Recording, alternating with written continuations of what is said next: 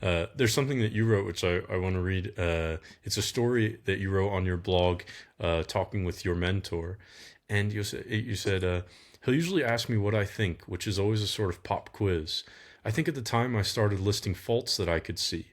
He stopped me there. He said, as an ordinary dog owner, you don't really know what a dog is supposed to be like, so you see what you like. Those are the first things you notice. When you become a student of the breed, you begin to notice faults, and all too often, these are the first things you will comment on. But a true breed preservationist should see the good traits in the dog first, what parts of the dog you want to pass on to the next generation, and you follow that up saying, I've thought about this a lot over the years and why it's important in trying to breed a better dog. I need to focus on what is good and try to keep those traits while carefully removing the faults. If one's focus is always on the faults, you end up breeding towards a safer dog, but you may have lost a lot of the essence of the breed along the way. It's something I've heard numerous times in regards to the Nihon Ken. It roughly translates, you're going to have to say that Japanese part. It roughly translates to, it will become just a dog, 4 legs, prick ears, and a curly tail, still make it a Spitz type canine, but it will have lost the uniqueness of the Aboriginal Nihon Ken. And I think you captured something in the story and then in your reflection on it really essential about your mentality when it comes to breeding, that it's not hyper focused on faults so much as it is, well, you explain that, but I like it. Yeah, it was something, and the reason why I wrote it there was because it was eye opening, and I wanted to share that feeling that I had, and that just that awareness of we're all, as breeders, whether you're a preservation breeder or whether you're a show dog breeder or a hunter trying to breed a better line of hunting dogs, we're trying to breed a better dog, generally.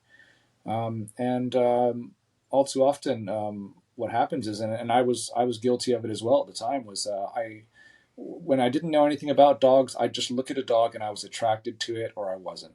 And then if you were asked, like, okay, what about this dog do you like? As someone who doesn't know dogs, a lot of times it's difficult to explain. But I just like that dog. And then as you start to learn a little bit more, and I started to get a little bit more high and mighty about my knowledge of a breed, and then started listing faults. You start to see a dog, someone shows you a dog, and you start looking at it and you see faults. You see faults.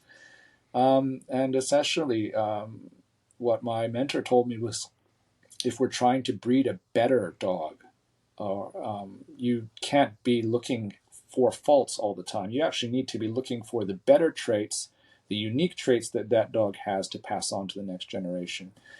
There's very specific things in, like, the standards for the Japanese breeds, just like coat quality, maintaining coat quality, eye type, specific hunting traits.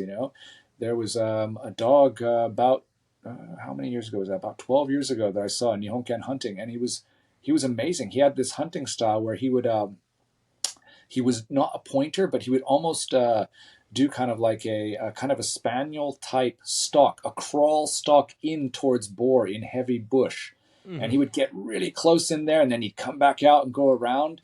And these are traits that we saw, and there are videos of him on YouTube. He was just an amazing dog. The way he would pinpoint the exact location of the bear in heavy brush while leaving the boar in there undisturbed, and then when he was sure he knew all the ins and outs, he'd go in and then he'd start baying it. Hmm. And he was fantastic. So it's these very specific good traits. Whereas if we were looking at maybe just the faults of the dog, we're just going to be breeding towards this safe, middle of the road dog, but losing the exceptional dogs possibly. And I don't know. Recently, I have done a lot more reading and a lot more research into the German breeds. And I think I read something that was a bit at odds with that, where I believe their philosophy was more about breeding towards the median, but raising the median standard of the breed, as Hmm. opposed to having some exceptional dogs, having all the dogs be better than average. Hmm. And so I think that is just two different trains of thought. I mean, you still maybe getting better dogs. The Japanese system is probably, we're a bit more focused on creating an exceptional dog as an art form, as Hmm. opposed to the, bare bones, cut and dry, logistical efficiency of a German breed, perhaps. Hmm. Yeah. I think that's borne out in what you see in German litters, which the people I talk to who deal with bird dogs and things like that, they say they have a very high rate of success compared to at least hounds, where they're getting 90 to 100% success from those pups. Yes. But it does sound like you may be losing the troughs, but you're also losing the peaks. I think that all dog people, but especially American dog people, can learn by looking at the Japanese approach, which is just, I think, not detail orientated in the same way that Germans are, but really looks for quality and fineness and the specialness of that dog, and also frames things in a positive. I really like, your positive framing of looking for the dog's good traits. Not that we're going to breed, overlook bad traits at all, but to formulate it with good traits so that we're breeding those special dogs. I do really like that. And if you're American, go look at the Nihon Ken breed descriptions, and they've got whole essays about the eye shape of the dog and the perfect aesthetics of the eye shape and how that form bears out on function. And I don't think we need that with hounds, but it's an exceptional thing, and it's an exceptional approach to take, which I think is really worth looking at. Yeah, I just had the opportunity actually. I was in Norway in the end of May. I went there as a translator and then as a speaker for the Nihon Ken Club show there that they had, the specialty.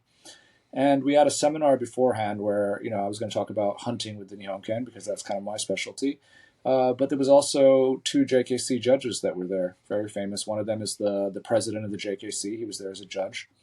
And they actually discussed a lot about exactly what you just said, form following function, or yeah, form following function. And there are actually reasons for these little detailed essays, like you said, on the shape of the eye. And they were like, in Japan, we have very thick underbrush and then also extreme weather with blizzards and things like that. So the standard calls for a dog that has eyes set well into the skull. We don't want to see a trend towards dogs with eyes that are further out, popping out of the head, like extreme type like that, because we want less injury. And then we also want the prick ears that are strong, because we don't like ears that are getting damaged in the underbrush. The double coat also protects them from a lot of this thorny stuff that we have too.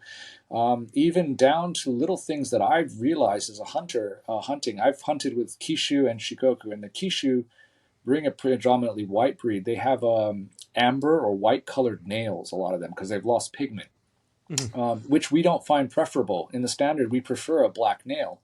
And hunting my dogs with black nails next to dogs with white and amber nails, I realized that when I'm hunting kind of rocky terrain in the hunting season, I actually have to rest the Kishu a lot more, because their nails wear down so short that they start bleeding. But the Shikoku with their black nails can handle a lot more distance, a lot more regular hunting than the Kishu can. And the same for the importance in pigment that we stress, because a darker pigmented dog with the pads of their feet actually lasts a lot longer than the Kishu, who have a lot more pink pads. Yep. So there are these reasons for the standard, for our exacting standard. And I think it's something that worldwide is very appreciated about Japanese culture, is the reason why we have these amazingly singular, unique, and beautiful things in the country traditionally, is this almost Japanese predisposition to perfecting one's art, and that translates into perfecting the Japanese dog as well, and preserving it as best as one can, and considering it a lifelong goal.